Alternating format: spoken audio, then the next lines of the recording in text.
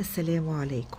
في دعاء حلو جدا جدا سنة عن النبي عليه أفضل الصلاة والسلام، وكان من أكتر الأدعية اللي الرسول عليه أفضل الصلاة والسلام صلوا عليه الصلاة والسلام كان بيقوله.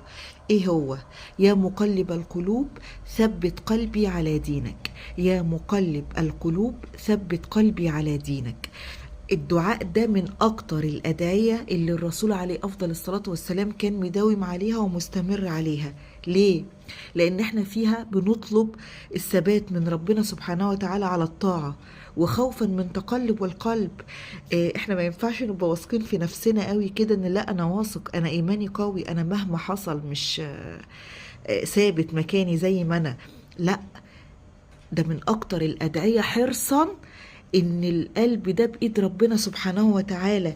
يعني القلب بين اصابع الله، القلب بين اصابع الرحمن يقلبها كيف يشاء.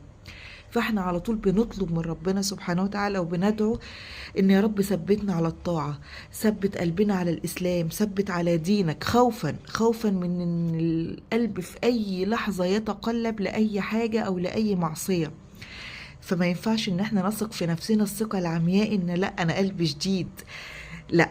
وبناء على كده كان الرسول عليه افضل الصلاة والسلام من اكتر الادعية. تخيلوا بقى، يعني احنا شوف احنا ضعاف قد ايه جنب رسولنا حبيبنا عليه افضل الصلاة والسلام، وبالرغم من كده كان من اكتر الادعية اللي حريص عليها يا مقلب القلوب ثبت قلبي على دينك. تعالوا نحيوها ونقولوها مع بعض وربنا يثبتنا جميعا.